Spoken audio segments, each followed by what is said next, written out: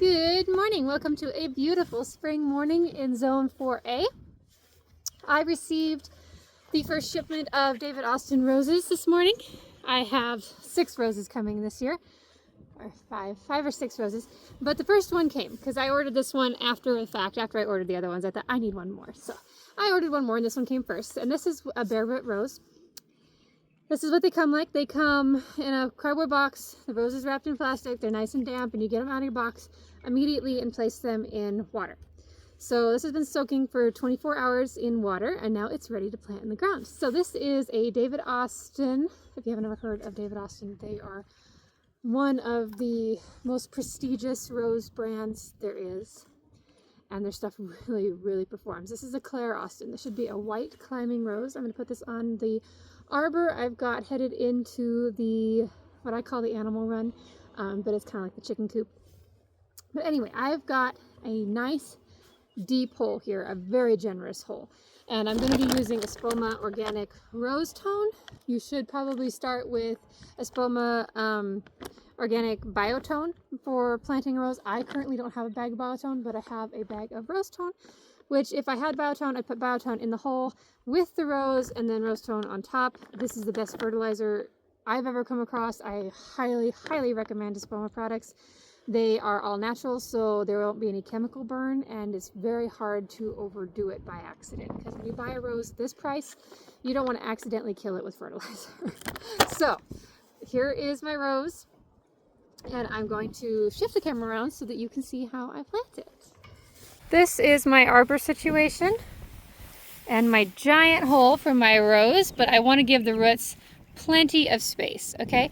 And I am going to be planting this a little bit off of recommended guidelines, because in my country we're very dry, and it's looking like we're gonna have a very dry summer, extremely dry summer.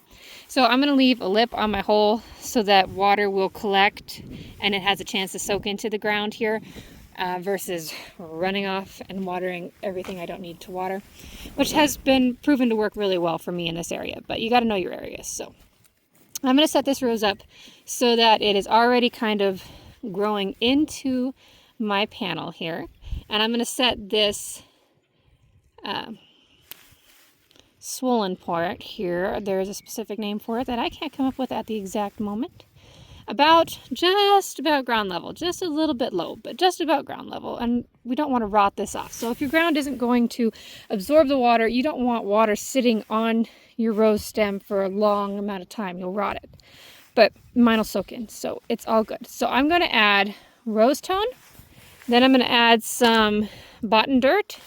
I don't really have a preference on the type of Botten Dirt. I buy whatever is on sale for Botten Dirt, but I always put some kind of Botten Dirt in my holes with my new plants just to give it some drainage, because my dirt has a touch of clay to it, so it will get stagnant, and we don't want water to sit on the rose.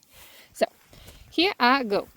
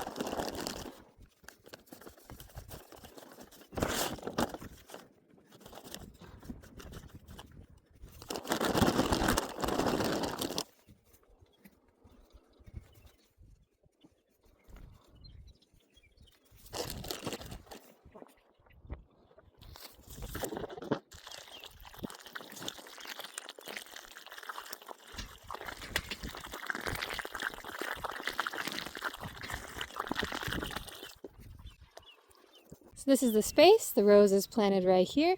Should be a big cascade of white climbing roses, double roses. I just watered it. We'll let the water sink in and make sure that there is enough dirt to add a little more water, make sure there's no air bubbles in the situation. And it should be an absolutely glorious rose. So easy. And the payoff of David Austin's is so beautiful. Easily my favorite roses.